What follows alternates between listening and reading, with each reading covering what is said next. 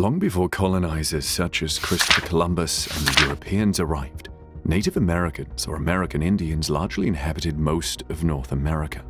These tribes were diverse and distinctive in terms of culture, traditions, and values. For centuries, their ancestors passed down peculiar legends of various primitive races that were terrifying and destructive. Some of these stories found in Native American mythology are shrouded in profound mystery and enigma. Today we'll tell you about some ancient races Native American elders warned their people about who wiped out their tribes. Native American culture is rich in myths and legends. The first inhabitants of this land had always come into contact with various creatures like omens, spirits, little people, and more. The giants are one of those horrifying beings. Let us tell you about the tale of Ea. It is said to be a massive creature that stalked the prairies and devoured women and children. Ea is regarded as a storm monster that emerges to feast on people, animals, and even whole villages. It is the spider Iktomi's brother. Ea has an insatiable appetite and will eat until no one is left. It is endowed with the power to create tornadoes, hurricanes, snowstorms, and thunderstorms. It is said that Ea travels within these storms when they blew through his teepee, which is decorated with magical symbols. When Ea does appear, it frequently has no shape and no face. Ea is said to live with its mother, Ankh, beneath the ocean's surface. It is reputed to be both the Aurora Borealis' protector and the North's king. Apart from that, he does have adversaries, such as Okaga, the chief of the South. The Thunderbirds are yet another foe. Every tribe in the southern region has a legend about the white giants. There must be some truth when several tribes in the same area discuss the same topic. These tribes speak of an extinct race of white giants who are highly skilled across a wide range of fields. These beings were of white complexion and lived in the region of modern-day Tennessee, are described in the myth of the ancient race.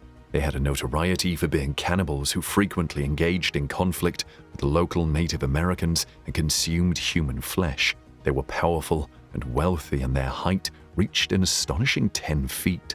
The Great Plains tribe's chief Rolling Thunder described an ancient race of white giants in 1857. Innumerable moons ago, a race of white men, 10 feet high and far more rich and powerful than any white people now living here, inhabited a large range of country, extending from the rising to the setting sun. Their fortifications crowned the summits of the mountains, protecting their populous cities situated in the intervening valleys. The chief further explained, they excelled every other nation which was flourished, either before or since, in all manner of cunning handicraft, were brave and warlike, ruling over the land they had wrested from its ancient possessors with a high and haughty hand. Compared with them, the pale faces of the present day were pygmies in both art and arms. The chief stated that the Great Spirit destroyed this race when it lost sight of justice and mercy and grew arrogant, leaving only the mounds that can still be seen on the tablelands as evidence of their former society. The researcher and author of books on Native American history, Dr. Donald Panther Yates, wrote about this incident on his blog. The Comanches claimed the white giants inhabited a sizable area and outperformed all other peoples. They were brave and aggressive people. According to the Navajo, the giant white race was technologically advanced in mining. They actively practiced slavery and had strongholds all across America. It was reported that these white giants from Peru arrived on ships and had extremely repulsive sexual habits. Their heads were colossal and grotesque, and their bodies were all in proportion. Yates also wrote of the Starnake people of the Navajo legend, depicting them as a regal race of white giants endowed with mining technology who dominated the West, enslaved lesser tribes, and had strongholds all through the Americas. They were either extinguished or went back to the heavens. And archaeologists are currently discovering enormous skeleton remains which are being documented in videos worldwide. An extract from a book written by Horatio Bardwell Cushman in 1899, History of the Choctaw, Chickasaw, and Natchez Indians, reads, "The tradition of the Choctaws told of a race of giants that once inhabited the now state of Tennessee, and with whom their ancestors fought when they arrived in Mississippi in their migration from the west. Their tradition states the Naholo, a race of giants, was of wonderful stature. According to Cushman, the term Nahulo came to refer to all white people. However, it was initially used to describe a giant white race with whom the Choctaw came into contact when they first traversed the Mississippi River. The Choctaw were said to have killed the Nahulo whenever they got the chance because they were cannibals. In 1553, Pedro Cieza de Leon wrote in Chronicle of Peru about mythical giants as narrated to him by the Manta indigenous people. There are, however, reports concerning giants in Peru who landed on the coast at the point of Santa Elena. The natives relate the following tradition, which had been received from their ancestors from very remote times. As per Leon, the Native Americans found the sexual habits of the giants disgusting, and some people think heaven eventually wiped out the giants because of those repulsive habits. He added, "There arrived on the coast in boats made of reeds as big as large ships, a party of men of such size that from the knee downwards their height was as great as the entire height of an ordinary man, though he might be of good stature. Their limbs were all in proportion to the deformed size of their bodies, and it was a monstrous thing to see their heads, with hair reaching to the shoulders. Their eyes were as large as small plates." It is believed that the Paiutes had an oral tradition that described white cannibals with red hair who were about 10 feet tall and lived in or close to what is now known as Nevada's Lovelock Cave. It is unknown if this oral tradition about the alleged Saitacar giants actually existed or if it was created after the Paiutes were largely massacred or dispersed in 1833 by an expedition led by explorer Joseph Walker. While Brian Dunning of Skeptoid explored the legends of the Paiute, he did not discover any mention of the Saitacar being giants in them. However, it appears that there was a cannibalistic race that resided in Lovelock Cave. Human remains were discovered, some of which had the marrow removed, indicating the marrow had been eaten. However, it appears that cannibalism was a relatively uncommon practice among these people, and the red hair on the remains may be a result of the fact that black hair can turn red over time. The artifacts were unearthed by miners in 1912 who piled them up before getting in touch with the University of California. Anthropologist Llewellyn L. Loud visited the location from the university to conduct research. It is generally acknowledged that the excavation of the site was poorly managed and certainly did not meet current standards. However, some proponents of the Saitacar giants theory assert that any giant remains discovered there have been purposefully covered up by researchers. The story of Saitacar was jotted down in 1882 by Sarah Winnemucca Hopkins, daughter of a Paiute Indian chief, in her book Life Among the Paiutes, Their Wrongs and Claims. They were described as vicious, unfriendly, and cannibalistic giants. In this tale, the Paiutes describe a fierce conflict that resulted in their extinction at the location now known as Lovelock Cave. Archaeologists discovered thousands of artifacts inside this cave in the early 20th century, which prompted extensive site excavation and the idea that the Paiute legend was true. In the northern Paiute language, Saitacar or Saidakar literally translates as tule eaters. The tule is a fibrous water plant that, in accordance with legend, was made into rafts by giants to evade Paiute attacks. Using the rafts, they traveled across what was left of Lake Lahontan, an ancient water body that once covered most of northern Nevada during the last ice age.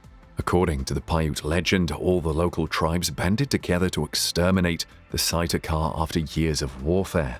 As the tribes pursued the last remaining red-haired giants, they sought refuge in a cave one day. The giants refuse the Paiutes' demands that their enemy comes out of the cave and engage in combat. The alliance of tribes then fired arrows at them and lit a great fire at the mouth of the cave. Some were driven out by the smoke and perished in a hail of arrows, while the others were either burned alive or died of asphyxiation. Over time, the cave's entrance would crumble, making it inaccessible to people and the only habitat for bats.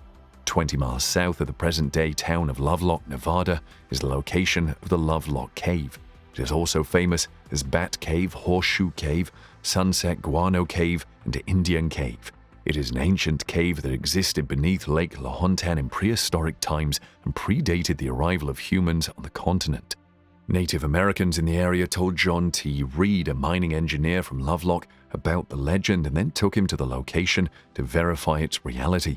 Reed could not start an archaeological dig right away, though two miners, James Hart and David Pugh, recognized the importance of guano as a component of gunpowder and established a company in 1911 to begin extracting it. With little regard for the artifacts, they removed a layer of guano from the cave 3 to 6 feet deep and shipped 250 tons of it to the Hawaiian Fertilizer Company in San Francisco.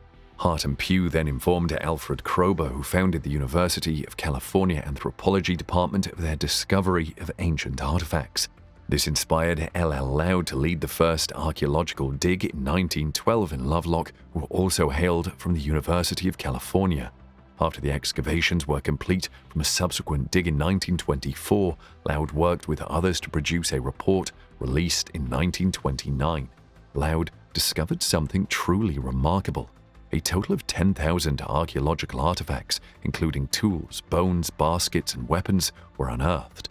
The report states that 60 average-height mummies were discovered, a sandal over 15 inches long, and some duck decoys among the oldest in the world, known to have still their feathers attached, were extracted.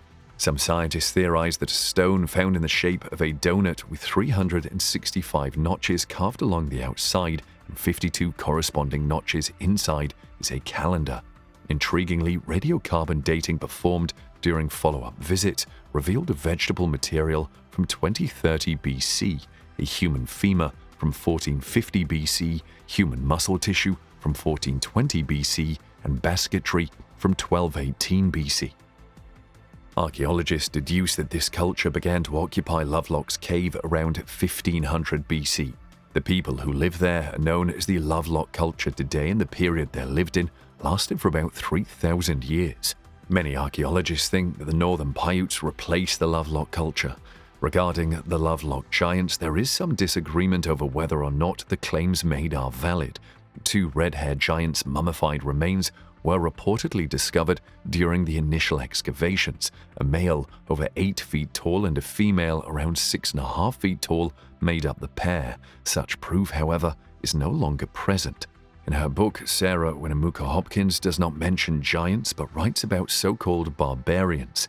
Skeptics argue that chemical staining by the earth after burial is the most likely explanation for mummified remains having red hair rather than black hair, as most Indians in the area do.